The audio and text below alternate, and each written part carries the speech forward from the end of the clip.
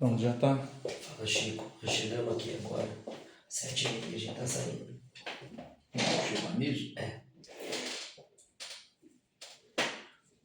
Conecta Cast está no ar. Estou aqui hoje recebendo uma pessoa ilustre, o Sr. Marcos Soliva. Sr. Marcos Soliva, muito obrigado por disponibilizar o tempo do senhor estar aqui conosco. O podcast ele tem uma missão, que é valorizar a trajetória do empresário e também gerar visibilidade para o empresário. Eu quero começar perguntando para o senhor quem é o senhor e o que a empresa que o senhor faz hoje. Bom, Roberto, primeiramente agradecer por estar aqui participando aí do podcast do ConectaCast. É um prazer estar aqui, falar um pouquinho da gente, né? Um pouquinho da minha pessoa, da nossa empresa, do nosso trabalho. Eu sou Marcos Soliva, Marcos Augustin Soliva. Eu nasci em São José dos Campos, tenho 66 anos de idade. Mudei para Guaratinguetá quando eu tinha 19 anos de idade, vim de São José dos Campos para Guaratinguetá para trabalhar na Guaramotor. Guaramotor é uma empresa concessionária de automóvel, uma sociedade anônima, uma SA, do qual meu pai foi o fundador dessa empresa, e eu vim para assumir uma missão dentro da empresa de aprender todos os setores, trabalho em todos os setores. Comecei trabalhando na parte de oficina, na parte de preparação dos veículos seminovos, depois passei pelo setor de peças, onde a gente trabalhava lá com Cardex, fazendo controle de estoque. Depois fui para a contabilidade, na contabilidade aprender, né, os lançamentos fiscais, que são importantes também, a parte da conferência de notas, ticar conta bancária, né, porque isso daí é um negócio que a gente aprende na vida, né? Na vida, você tem que fazer as contas para não fazer de contas. Então a gente sempre, meu pai sempre foi muito criterioso na conferência das contas, dos extratos bancários, fazer todos os lançamentos. Então isso é onde eu comecei, depois dos meus 19 anos, até os 23, 24 anos, quando eu mudei para o departamento de vendas da nossa empresa. A Guaramotor é uma empresa que está completando esse ano 59 anos de atividade. Nós temos sede, matriz em Guaratinguetá, mas temos a loja de Lorena e a loja de Aparecida. E nós temos a marca Volkswagen como a nossa bandeira, né, que a gente representa. E a Guaramotor, ao longo desses 59 anos, já comercializou mais de 50 mil veículos. Então a gente tem uma história, né, dentro da nossa região, a concessionária mais tradicional, a mais antiga do Vale do Paraíba. E eu vim por aí construindo a minha vida profissional, trabalhando com o setor de comércio de veículos, de prestação de serviço, de mão de obra, de peças originais, é o que a nossa concessionária trabalha. Ao longo desse tempo, eu montei uma concessionária Hyundai, que também tivemos loja em Lorena, em Aparecida. A concessionária Hyundai foi com uma filial para Aparecida, e a gente trabalhou durante 12 anos com a bandeira Hyundai, quando eu mudei para seminovos e vendi a bandeira Hyundai. Continuei com a empresa Soliva Seminovos, e a bandeira eu passei para um outro grupo. E a gente está objetivando, com essa reestruturação, sempre evoluir. Porque o mercado de seminovos, né, por incrível que pareça, é um mercado muito maior do que o mercado novo. Nos Estados Unidos, por exemplo, o pessoal pega uns carros depois de uma certa idade, já vai para a sucata, destrói, derrete e faz outro carro. Aqui no Brasil você ainda tem carro de 20, 30 anos rodando. Então isso já é comum no nosso país, os veículos mais antiguinhos ainda terem um bom mercado. Então a gente vê que num mercado nacional, onde a gente tem uma venda de 2.700.000 veículos 0 km por ano, o mercado de usado movimenta 12 milhões de veículos por ano. Olha só. Então dá quase 6 vezes o valor, a quantidade de veículos novos. Então por isso que a gente vê muitas lojas de seminovos também aqui na região. Então é um segmento que a gente já trabalha desde quando a empresa foi criada pelo meu pai. Eu tenho 47 anos de atividade, né, no mercado automobilístico, então a gente conhece um pouquinho desse mercado aí, já enfrentamos diversas crises, já enfrentamos todos os percalços, né, pelos quais a gente passou nesses anos todos e que nos dá uma experiência para saber tocar os negócios de uma forma que a gente sobreviva, tanto a período de crise e nos períodos de melhora das vendas, aí de euforia em vendas é mais fácil de você trabalhar, mas é na crise que a gente mostra a competência para poder sobreviver a um mercado que é muito voraz, né? A gente vê no nosso Brasil que abre muitos seus mercados, acabam entrando produtos estrangeiros que fazem concorrência com, no meu caso, com o mercado automobilístico. A gente tem uma infinidade de marcas trabalhando aqui. A Volkswagen hoje, ela briga pela liderança, né, do mercado automobilístico, ali com a Fiat, a Volkswagen Fiat, e o objetivo é encerrar esse ano na liderança de mercado. Na nossa região, nós estamos cumprindo o nosso papel. Guará, Lorena, Aparecida, Cruzeiro, Vale Histórico, Vale da Fé, a gente é líder de mercado. A Volkswagen lidera com a nossa bandeira, a gente faz um trabalho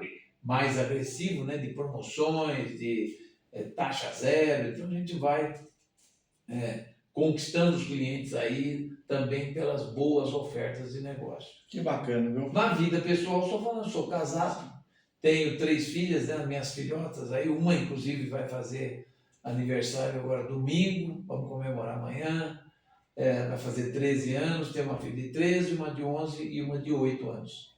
Que bacana. Todos os carros meus na Guará Motor. É do lado ali, o senhor vê, o carro meu está do lado ali, vai ver o símbolo da Volks, da Guará Motor. Todos os carros nossos a gente compra lá. E que trajetória de sucesso. E como começou a trajetória do senhor empresarial e também o senhor já foi político ali em Guaratinguetá, foi ex-prefeito. Como começou essa trajetória na vida empresarial e depois na vida política? E o senhor pode falar também dos projetos que o senhor tem daqui para frente? O empresarial, na realidade, eu ainda era bastante jovem e até os 16, 17 anos eu queria ser esportista, queria ser atleta. Eu ia ser atleta de futebol, de voleibol, jogava futebol, jogava vôlei, jogava tênis. Então eu queria ser um profissional de alguma atividade esportiva. Meu pai, que fundou a empresa em 1978, ele voltou para São José dos Campos, no trabalho, para assumir uma empresa pública em São José dos Campos, que era Urbano. E aí ele deixou a empresa na direção de 2 diretores e ficou mais em São José dos Campos. Então, foi quando, uma decisão familiar, eu vim para Guaratinguetá para aprender os negócios, porque a gente não sabia quantos anos o meu pai ficaria em São José dos Campos, lá na função dele de gestor público de uma empresa importante lá, que era a Urbano. Então, essa foi a virada de chave, porque eu prestei daí o vestibular para administração de empresas, já deixei de lado a minha carreira esportiva, né? Pensei em você o atleta de final de semana, mas foi importante para a nossa família que eu assumisse essa missão de aprender os negócios, muito jovem ainda, e passar a preparar a minha estrutura profissional de aprendizado para ser o gestor da empresa no futuro. E foi ao longo dos anos eu fui conquistando o meu espaço dentro da empresa e uns anos depois eu assumi a diretoria comercial e como diretor comercial eu fui podendo desenvolver os projetos além bandeira Volkswagen, né? Foi a bandeira Hyundai, nós tivemos bandeira Agrale, motocicleta, bandeira Yamaha, fomos concessionários Yamaha durante 25 anos. Tive, inclusive, um braço, né, da nossa loja da Yamaha, eu tive aqui em Lorena, na Praça Arnolfo de Azevedo, ali bem na esquina onde é a Serve Quente hoje, era a minha loja de motos da Yamaha, que a gente era representante autorizado. Aí depois eu mudei ali para o Eduardo Automóveis, ali na rua onde tem o batalhão da Polícia Militar. Depois fui para Peixoto de Castro, ficamos já na Peixoto de Castro, migramos para Hyundai Automóveis, e nesse meio tempo também adquirimos a concessionária Volkswagen em Lorena. Então nós montamos ali agora a Motor em Lorena, a Hyundai, que a gente tinha uma loja da Hyundai junto, e a loja de moto a gente passou a bandeira também, porque esse negócio de você tem apareceu a oportunidade de você passar, você passa, assume uma outra bandeira, outro negócio. Então isso é importante a gente ter esse dinamismo de migrar os negócios no momento em que aparece uma boa oportunidade. E aqui em Lorena nós estamos aqui, eu estou aqui há mais de 30 anos. Olha só. Primeiro com a loja da Yamaha, depois com a Hyundai, com a Volkswagen, e nós continuamos com a Volkswagen, nós montamos a concessionária ali em 2007, nós inauguramos a concessionária. Então, 2007, 17 e 27, nós vamos fazer 20 anos que nós estamos ali no Trevo. Porque o tempo passa rápido, né? Já é filho de Lorena, o ano então. que vem nós vamos fazer 20 anos ali no Trevo. Olha só. E a trajetória enraizado com Lorena. E a trajetória política? E a trajetória política aconteceu por um acaso. Eu sempre fui empresário, nunca foquei em participar da vida pública, né? A empresa me consumia todo o tempo. A gente estava com uma estrutura sendo ampliada para ter os seus responsáveis, e eu como o principal responsável pela empresa, eu não tinha nem tempo de pensar em carreira política. Então, ao longo dos anos, eu gostava de ouvir, né, os assuntos da política, mas nunca participei da política. Aí, o Miguel Sampaio, que foi candidato a prefeito de Guaratinguetá em 2012, eu já era apoiador da campanha dele, porque eu confiava muito no trabalho do Miguel como empreendedor, foi superintendente da Caixa Econômica, então era o meu candidato a prefeito e eu trabalhava para ele eu fazia campanha para ele ser o prefeito. Ele me convidou para ser candidato a vereador. Para mim foi um susto, porque eu não queria, e aí ele insistiu muito, mas faltavam aí 4 meses para a eleição. E aí, em 2012, eu me candidatei a vereador, mas assim, com medo terrível de perder a eleição. Eu falei assim, olha, eu tenho 100 funcionários. Se eu tiver menos de 100 votos, para mim vai ser um vexame, quer dizer, nem os seus funcionários votarem em você, né? Mas a campanha foi bacana, nós fizemos.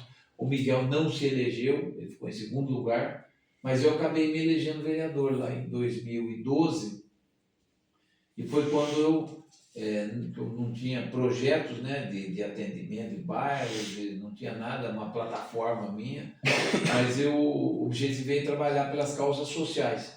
Foi quando eu resolvi, no começo já da minha vereança, resolvi doar todo o meu salário de vereador para instituições, para entidades assistenciais. Então, criei uma estrutura, as entidades entregavam para mim lá na Câmara Municipal os seus pedidos e a gente ia fazendo a distribuição. Na época, o salário de vereador acho que era R$7.000, e o vereador, na realidade, eu sempre interpretei como uma missão. Eu sempre interpretei também que dos países membros da ONU, só o Brasil paga salário para vereador. Então, por que não abrir mão do salário, né? Porque o vereador não deixa de ter um trabalho, ele pode ter um trabalho que não atrapalhe a gestão dele de vereador, porque lá em Guaratinguetá, 2 sessões de Câmara, à noite, começa às 6 da tarde, acaba às 8. Então, não haveria necessidade de ter um salário para isso. Então, eu abri mão, porque dos países membros da ONU, só o Brasil que paga o salário. Então, eu falei, então vamos seguir uma linha de raciocínio que a gente pode dar uma utilidade melhor ainda para as entidades assistenciais quando a gente contribui com ajuda salarial para que essas entidades possam ter uma estrutura melhor. Eu fiz isso durante os 4 anos, me candidatei a deputado em 2014, 2 anos depois da vereança, e para mim foi uma surpresa a votação, porque eu objetivava fazer 20 mil votos, que era o que o partido falou: se você fizer 20 mil votos, está eleito. Eu estava achando 20 mil votos eu faço. Eu acabei fazendo 32 mil votos. Então, isso aí foi um volume 50% maior do que eu imaginava ter. Então foi uma votação bastante expressiva. Na época eu fui o candidato mais votado da história de Guará para deputado estadual. Isso automaticamente me projetou para ser o candidato a prefeito em 2016. Então foi o que aconteceu. Nós lançamos um projeto, né, porque Guaratinguetá vinha de sucessões assim alternadas, né, entre candidatos ali, e eu coloquei meu nome como um nome novo na política, que já vinha com ex-prefeitos de mandatos que se candidatavam e iam se revezando. E aí eu me coloquei como essa mudança da mentalidade política, e o nosso slogan foi lá: coragem para mudar. E foi onde a gente trabalhou esse slogan no nosso marketing de campanha, deu certo, e eu acabei me elegendo, vencendo os candidatos a prefeito à época, que eram já tradição na cidade. Para mim foi um momento especial você conseguir vencer uma eleição com tantos bons candidatos ali, né, que são bons de voto. E aí a gente entrou com o propósito de fazer de Guaratinguetá uma cidade melhor, mais estruturada. E a gente trabalhou esses 8 anos nossos de governo, com 2 anos de pandemia ainda, né, Roberto? Você sabe que pandemia foi um dos maiores flagelos da história da humanidade. E na minha gestão, eu pude criar uma infraestrutura melhor para Guaratinguetá. A gente colocou asfalto, né, pavimentação em mais de 200 ruas ao longo da nossa gestão. Construímos 10 creches para atender o déficit de creche que a gente tinha. Nós construímos uma UPA também com 3.500 metros quadrados, que é uma UPA impecável, um atendimento de referência para a nossa região. Investimento no turismo, né, que nós construímos a estrutura turística da cidade, a estrada do Gomeral, que a gente conseguiu dar uma boa estrutura dela, porque é uma estrada que tinha muitos trechos ali, que ficavam barreiras intransponíveis ali no período de chuva. A gente trabalhou bem as estradas rurais, reformamos todas as pontes de estradas rurais, todas as escolas passaram por reformas, todas as unidades de saúde que nós reformamos, construindo mais 2 novas unidades. Então a gente teve uma atuação que nós trabalhamos do primeiro ao último dia do governo, porque eu tenho uma visão que você pega às vezes os prefeitos mais tradicionais, mais antigos, eles pensam: eu vou entrar, ganhar a eleição, os 2 primeiros anos eu não preciso fazer nada, eu faço nos 2 seguintes. E daí o povo tem memória curta, não vai lembrar o que eu fiz há 4 anos atrás, há 3 anos atrás, então eu faço nos 2 anos seguintes, nos 2 últimos anos. Mas na realidade a gente é eleito para trabalhar os 4 anos, não 2 anos. Senão a eleição seria só de 2 anos. Então trabalhei de uma forma que a gente conseguiu implementar esse ritmo de trabalho, abrindo avenidas importantes também no município, projetando um anel viário, que é importante para Guaratinguetá, uma cidade que precisa ter um anel viário para desafogar um pouco o trânsito da região central, e esse projeto está pronto. Nós já ganhamos o viaduto da MRS, a gente já ganhou toda a terraplanagem da segunda parte do anel viário. Tudo isso são investimentos que a gente veio fazendo ao longo dos anos para que a gente tenha uma cidade evoluída e tenha uma sequência de obras que aconteçam para que a cidade possa crescer. Porque uma cidade, para crescer, ela tem que ter entrada e saída. Se ela não tiver esse fluxo, essa fluidez de veículos entrando e saindo, levando até os bairros mais distantes com mais agilidade, com economia de tempo, a cidade não cresce, ela fica travada. Então a gente tem esse projeto de anel viário, como eu acho importante também um projeto de um anel viário para Lorena. Lorena, a gente sente que Lorena é meio travada aqui. Você pega Peixoto de Castro, é uma avenida bem estruturada, mas não é um anel viário. Ela não é uma malha viária que sai circundando a cidade, interligando os bairros mais distantes pelas artérias que se criam, né, nesse anel viário, interligando a região central, a região fabril, a região das universidades, porque aqui a gente tem um polo universitário muito grande em Lorena. Aqui nós temos a Unisal, nós temos a Serra Dourada, nós temos a USP, tem o shopping também que movimenta ali. Tem o shopping. E ali naquele trecho, naquele trevo, fica um gargalo. É um trânsito complicadíssimo. Pessoas que saem de Lorena às 6 horas da tarde, ficam paradas. Eu gastei 35 minutos nesses dias atrás ali. Então você não precisa urgente, precisa para ontem. Então, e a gente começa a ter que imaginar que alguém tem que auxiliar ao poder público municipal, que a prefeitura ela não tem nem como chegar ali e fazer uma obra na área que é da Dutra.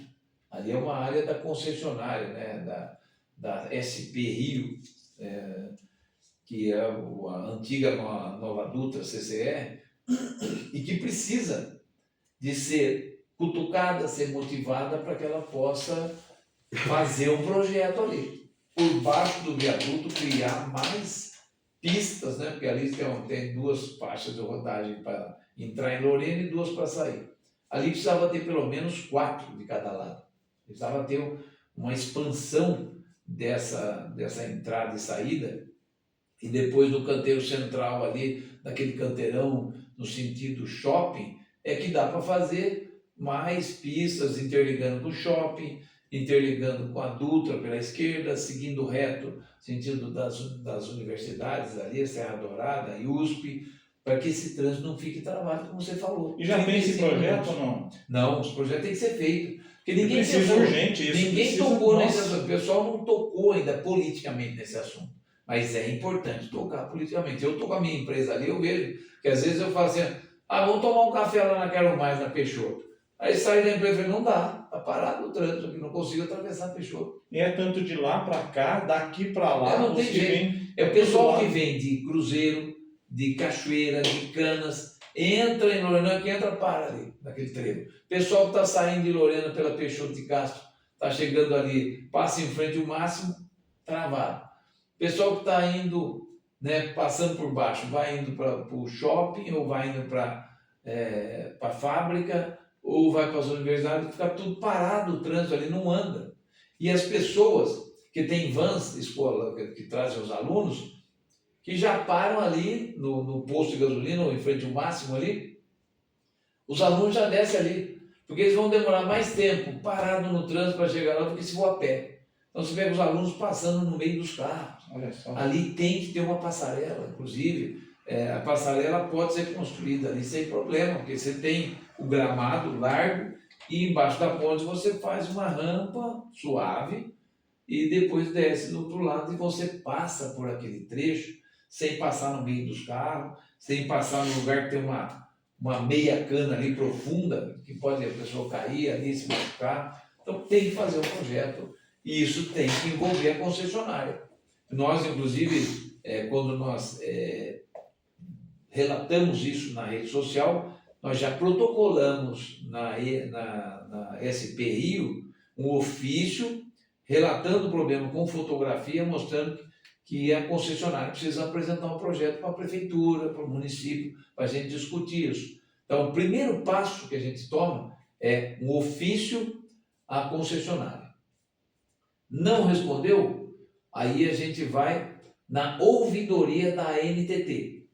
Na ouvidoria da ANTT, a gente vai reclamar que a concessionária não respondeu de um problema crônico que tem na entrada de Lorena. Vamos na ouvidoria da ANTT. Se a ouvidoria da ANTT não responder, não tiver efetividade, nós vamos no Ministério Público. Aí são sequências. Você vai no Ministério Público e denuncia que reclamou na concessionária, reclamou na NTT e ninguém fez nada. Então precisa provocar o Ministério Público, colocando ali risco de acidentes, de pessoas perderem a vida ali. Então você tem que pegar nessa linha para que o Ministério Público possa daí intimar a NTT e a concessionária a tomarem providência. Aí o negócio anda. Se você ficar só batendo na reclamação, rede social, fala na rede social, e não tomar uma providência efetiva, não adianta que não sai do papel. Vai ficar sempre no muro das lamentações. Olha só, que bacana. Estamos terminando o nosso ConectaCast, Mente Empreendedora, e agora nós vamos para o quadro aqui que os empresários, microempreendedores, futuro microempreendedores, a gente tem muitas pessoas que nos acompanham, perfil 1, perfil 2, perfil 3 do Instagram, mais de 35 mil pessoas no Instagram. Então eles ficam esperando, Soliva, uma dica, sabe? Esse quadro aqui, ele prende a atenção dos microempreendedores, dos empreendedores, daqueles que são mais sênior também. E esse quadro é para o senhor dar uma dica de ouro para quem está iniciando o negócio. Bom, você vê, a gente sempre tem que se reinventar, né? Como você falou, eu nunca fui da vida pública, entrei na política, na vida pública, para fazer algo de melhor pela minha cidade, pela minha região, e a gente vai evoluindo, vai indo. Eu cheguei a prefeito, 2 vezes prefeito, agora sou pré-candidato a deputado federal, que é outro projeto que a gente está objetivando para trazer investimento para a nossa região, para ter representatividade parlamentar, que é fundamental ter representatividade parlamentar, porque a gente usa muito do que aprende no mundo dos negócios, né, como empresário. E o empresário, a dica que a gente dá às pessoas é: não tenha medo de fazer mudanças no seu negócio. Olha só. Quando ele não está indo bem. Porque às vezes a pessoa fica à espera de um milagre. Fica ali, o negócio não está indo bem, fica à espera de um milagre, e não acontece. As coisas não acontecem assim. Então você tem que ter poder de decisão do seu negócio, comando do seu negócio, porque quando você tiver que tomar uma decisão de mudar radicalmente o seu negócio, a sua postura, quando você tiver que demitir, infelizmente, se você tiver que demitir, você tem que enxugar o seu quadro pessoal. Muitas vezes é mudar de ramo de atividade, mudar de produto que você representa. Muitas vezes você cria uma raiz na representação de determinado produto e acha que vai ficar casado eternamente com esse produto. Então, você tem que ter pulso firme e decisão. Então, a pessoa, quando tem seu negócio que está precisando de um choque de gestão, não pode ter medo. Você tem que ter a certeza de que o primeiro passo para você ter uma empresa, né, de longa durabilidade. Meu pai sempre falava uma frase: só o bem feito resiste ao tempo e só o criativo alcança o futuro. Então, a criatividade é que faz com que você alcance o futuro. Porque não adianta você fazer sempre bem feito. Então o cara tem lá uma loja de material de construção, mas se essa loja dele está ali com 30, 40 anos, com a mesma cara, com os mesmos produtos, com o mesmo tipo de trabalho, com o carnezinho, com o cadernetinha, isso não existe mais. Isso, as coisas evoluíram. Então a pessoa tem que se modernizar. Porque eu ouvi isso muito numa palestra do Bernardinho, e o Bernardinho falava muito disso. Ele falou: olha, eu como treinador de vôlei da seleção brasileira, eu sabia que tudo aquilo que eu estava desenvolvendo de jogadas, as jogadas para driblar o bloqueio, sempre alguém estava nos copiando. Todos os jogos que nós fazíamos, a gente treinava jogadas novas, o pessoal aprendia. No outro jogo, o pessoal estava copiando. Então, a gente tinha que ter um processo de melhoria contínua. Então, a gente sempre focava. Hoje, eu tenho que ser melhor do que ontem. Amanhã, eu tenho que ser melhor do que hoje. É uma evolução, é um processo de melhoria contínua. Porque se você for igual, alguém já te ultrapassou. Olha, você é igual ontem, que nós somos excelentes, igual antes de ontem, nós estávamos excelentes. Alguém já fez melhor que você e já evoluiu. Por isso que é importante as pessoas terem em mente esse processo de evolução. Não tenham medo do novo, né? A gente fala muito quando falava em podcast, isso não existia 5 anos atrás, 4 anos atrás, quando a gente falava, né, em inteligência artificial, é um negócio, um mundo fantástico, abre a mente das pessoas, e a inteligência artificial está inserida hoje em tudo, no mercado, né, de trabalho, de vendas. A venda hoje é muito dinâmica, a venda migrou hoje mais para a internet, a rede social, você colocar o seu produto, né, você vai vender. Eu vou vender um suporte de celular, eu vou colocar ele na vitrine, e as pessoas que passarem vão ver esse suporte, eu vou botar assim, bem em exposição, na minha vitrine, na minha loja, as pessoas que vão passar vão ver esse suporte, só ele. Você acha que você vai arrebentar de vender suporte? Não vai. Agora você pega o suporte, faz um filme, um videozinho, uma foto e coloca, esse suporte está em promoção aqui, está saindo de R$50 por R$27,90, oferta limitada, últimas 10 unidades. Você pega isso aí, faz um tráfego pago, bota, você vai vender em 10 minutos, você vendeu os 10 suportes que você colocou à venda. Então, isso é a gente se modernizar. O marketing hoje migrou mais para o marketing digital do que o marketing presencial. Então, a gente vê muito empresário hoje reclamando dos negócios, a gente vê aqueles cidades aonde a região central acaba tendo vários pontos comerciais fechados, mas por que está fechando os pontos? Por que uma empresa que estava ali há tantos anos fechou as portas? É a falta da evolução, é a falta da visão de que se a gente não se modernizar, não se reinventar, alguém está te passando. Nós estamos perdendo muito no comércio varejista, muito para o mercado virtual. Se olha os mercados livres da vida aí, é uma loucura. Hoje o cidadão começa a pensar, eu não preciso sair de casa para comprar. Eu entro no meu computador, aqui no meu celular, eu faço a compra imediata. Eu compro, daqui a 2, 3 dias o produto está chegando na minha casa, eu não preciso sair com o meu carro, ir lá, pagar a zona azul, dar dinheiro para flanelinha. Se estiver chovendo, vou tomar chuva, se tiver calor, vou entrar no carro, está pegando fogo. Esse já é um dos confortos que o consumidor tem de buscar o produto na rede social, na internet, né, nas páginas. Agora, o comerciante está estabelecido. Eu tenho meu ponto comercial, como é que eu vou fazer? Entra também na venda online. Você tem o seu ponto? Tem, ótimo. Usa ele para fazer a venda varejo das pessoas, mas não perca a oportunidade de fazer a venda online. A venda online é gigantesca hoje. E ele brinda também a loja dele, né? E você vê. Para uma crise qualquer. Ele cria uma blindagem e tem um canal de vendas aberto. Mas para isso, aprenda, estude e busque profissionais da área, se for o caso. Alguém que possa te auxiliar. Eu quero vender esse produto, me ajuda aí na rede social. Tem muitos profissionais já trabalhando esse projeto de vendas online. Evolução constante é o sinônimo de empresa que vai ter uma longevidade maior. Se você parar no tempo, depois não adianta reclamar que o sistema quebrou você. Não, eu tinha uma loja tradicional, trabalhei sempre honestamente, mas o sistema me quebrou, a chinesada invadiu a gente aqui, muita gente oferecendo produto mais barato que o meu. Se estão vendendo mais barato que o seu, procura comprar mais barato de quem está vendendo para ele também. Você tem que buscar essa competitividade de mercado. Não adianta você ficar reclamando que o seu produto está caro, que o seu fornecedor está vendendo caro e que os outros estão comprando da China, estão comprando de outro lugar. Você tem que se reinventar. Vai buscar produtos que sejam competitivos no mercado também. Olha só que dicas, viu? Aqui o nosso ConectaCast, Mente Empreendedora, a prática, ela vem na frente da teoria.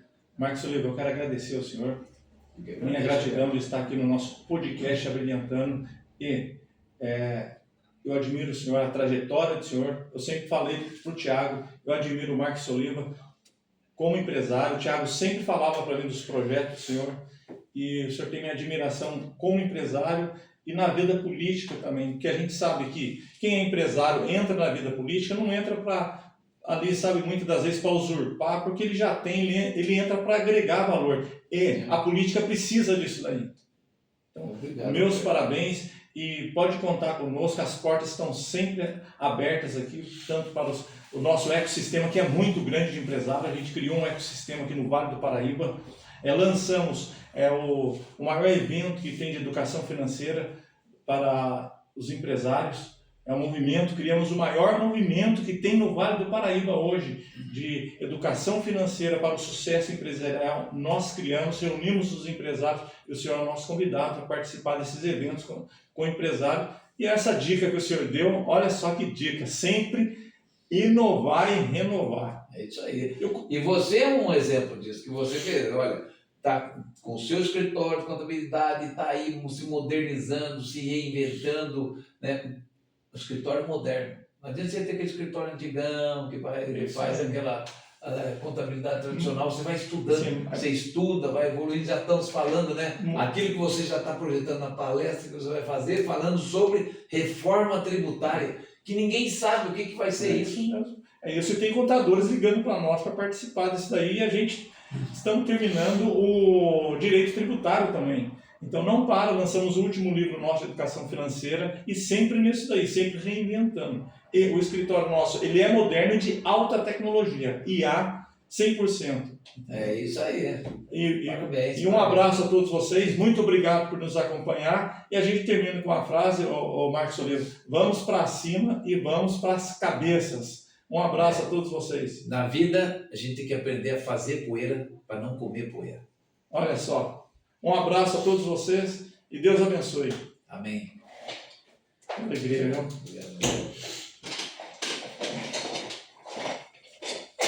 Agora por hoje chega? Não, nós vamos voltar para a agenda agora. Rocinha. Olha só. Muito obrigado por você trazer boa noite. Imagina, pedido seu. Aí. O Chico que está ligando aqui. O sucesso só vem à frente do trabalho no dicionário. É Se quiser ter sucesso, tem que trabalhar primeiro para depois ter sucesso. Eu fiquei feliz com essa percepção do senhor, viu? Eu fiquei feliz com essa percepção do senhor. Essa é o que eu queria transmitir para os empresários. Modernidade, se modernize, evolua constantemente. A vida é um